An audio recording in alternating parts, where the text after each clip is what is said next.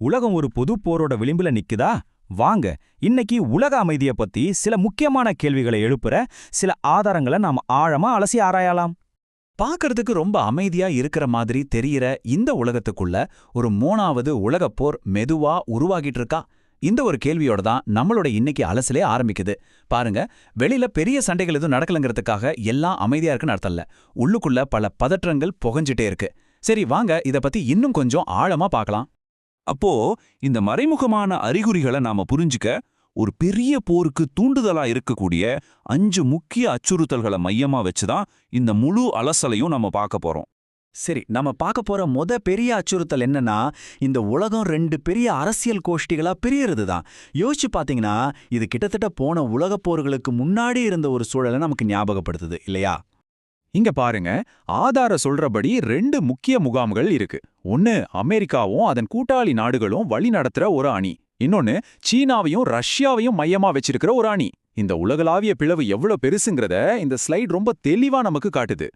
இந்த மாதிரி உலக 2ஆ பிரிஞ்சிருக்கிறதுல ஒரு பெரிய ஆபத்து இருக்கு. அது என்னன்னா, ஒரு செயின் ரியாக்ஷன் மாதிரி. பாருங்க, ஒரு சின்ன பிராந்திய சண்டை ஆரம்பிச்சா கூட போதும், ஒவ்வொரு நாடும் தன்னோட கூட்டாளிக்காக உள்ளே வரும்போது அந்த சின்ன சண்டை கண்மூடி திறக்கிறதுக்குள்ள ஒரு பெரிய உலக போரா மாற வாய்ப்பு இருக்குன்னு இந்த ஆதாரம் சொல்லுது. சரி, அடுத்த கட்டமா 2வது அச்சுறுத்தலை பார்க்கலாம். இது கொஞ்சம் வித்தியாசமானது. ஏன்னா இது துப்பாக்கி ராணுவம் வச்சு சண்டை போடுற போர் இல்ல. இது முழுக்க முழுக்க பொருளாதாரம் மூலமா, அதாவது பணம் மற்றும் வளங்கள் மூலமா நடத்தப்படுற ஒரு போர். இந்த பொருளாதார போர்ல 3 முக்கியமான நெரிசல் புள்ளிகள், அதாவது சோக் பாயிண்ட்ஸ் இருக்குன்னு இந்த பகுப்பாய்வு சொல்லுது. இந்த 3ல எது ஒண்ணு பாதிக்கப்பட்டாலும் அது ஒரு பெரிய சண்டையை ஆரம்பிச்சு வைக்கலாம்.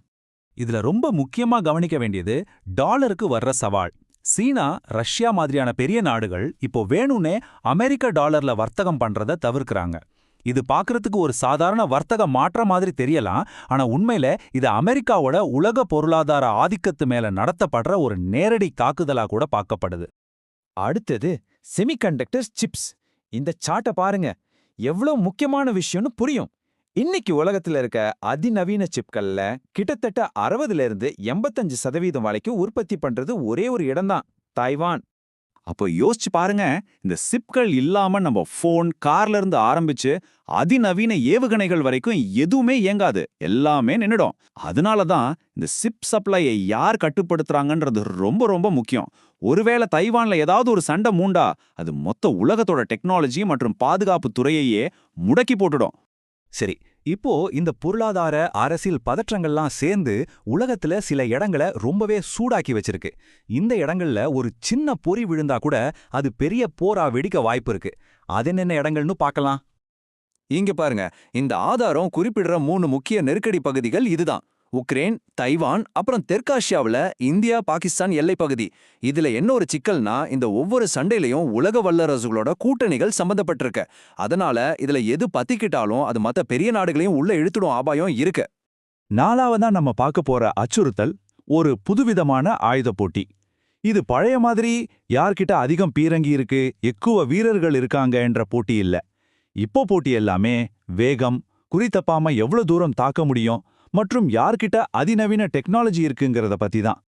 இப்போல்லாம் நாடுகள் ஏவுகணை சோதனை பண்றது ஏதோ ரிசர்ச்சுக்காக மட்டும் இல்ல, அது ஒரு மாதிரி மிரட்டல் மாதிரி. பாருங்க, எங்களால உங்க நாட்டுல இந்த இடத்த கூட தாக்க முடியும்ட்டு தங்களோட பழத்தை வெளிப்படையா காட்டிக்கிறாங்க.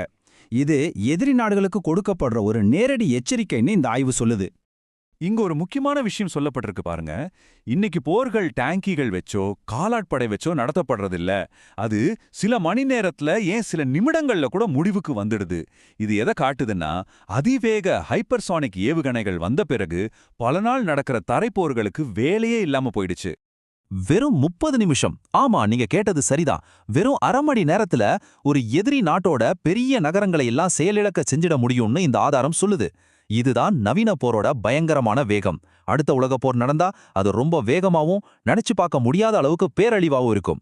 சரி, கடைசியா நாம பார்க்க போற 5வது அச்சுறுத்தல் கண்ணுக்கு தெரியாத போர். இது எந்த ஒரு அறிவிப்பும் இல்லாம மறைமுகமா நம்ம கண்ணுக்கு தெரியாத களங்கள்ல நடக்கிற ஒரு சண்டை.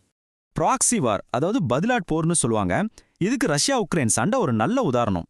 இங்க பாருங்க, நேட்டோ படைகள் நேரடியா ரஷ்யா கூட சண்டை போடல. ஆனா உக்ரைனுக்கு தேவையான எல்லா ஆயுதங்களையும் கொடுத்து உக்ரைனை வச்சு ரஷ்யா கூட சண்டை போடுறாங்க. இதுதான் ப்ராக்ஸி வார். இந்த கண்ணுக்கு தெரியாத போரோட இன்னொரு முகம்தான் சைபர் தாக்குதல்.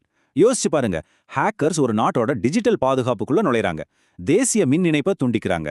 பேங்க்கு, போக்குவரத்து, தகவல் தொடர்புன்னு எல்லாத்தையும் முடக்குறாங்க. கடைசியில ஒரு துப்பாக்கி குண்டு கூட சுடாம ஒரு நாட்டையே முடக்கி மண்டியிட வச்சிட முடியும். இது மட்டும் இல்லாம கூலி படையினரோட பயன்பாடும் அதிகரிச்சுட்டு வருது. அதாவது வாடகைக்கு வீரர்கள். இதனால நாடுகள் அதிகாரப்பூர்வமா போர்ல ஈடுபடாமலேயே மறைமுகமா சண்டையில பங்கெடுத்துக்க முடியுது. இதனால உண்மையிலேயே யார் யாருக்கு எதிராக சண்டை போடுறாங்கங்கிறதே தெரியாம நிலைமை இன்னும் சிக்கலாகுது. ஆக நாம தெரிஞ்சுக்க வேண்டிய முக்கியமான விஷயம் என்னன்னா, அடுத்த உலகப் போருங்கிறது 4 வருஷம் நடக்காது, வெறும் 30 நிமிஷத்துல கூட முடியலாம். ஏன்னா நாம பார்த்த இந்த 5 விஷயங்களும், அதாவது இந்த கூட்டணிகள், பொருளாதார போர், இந்த நெருக்கடியான பகுதிகள், புதுவிதமான ஆயுதங்கள், அப்புறம் இந்த கண்ணுக்கு தெரியாத போர் தந்திரங்கள், இதெல்லாம் சேர்ந்து உலகத்தை ரொம்பவே நிலையற்ற ஆபத்தான ஒரு இடமா மாத்தி வச்சிருக்கு. இப்போ உங்களுக்கான ஒரு கேள்வி. நாம பார்த்த இந்த 5 அச்சுறுத்தல்களுமே ஒன்னோட ஒன்னு சம்மந்தப்பட்டதுதான். ஆனா இதுல எது உலகத்தை ஒரு பெரிய போருக்குள்ள தள்ளுற அளவுக்கு மிக உடனடியான மிகப்பெரிய ஆபத்தா நீங்க நினைக்கிறீங்க? இத பத்தி கொஞ்சம் யோசிச்சு பாருங்க.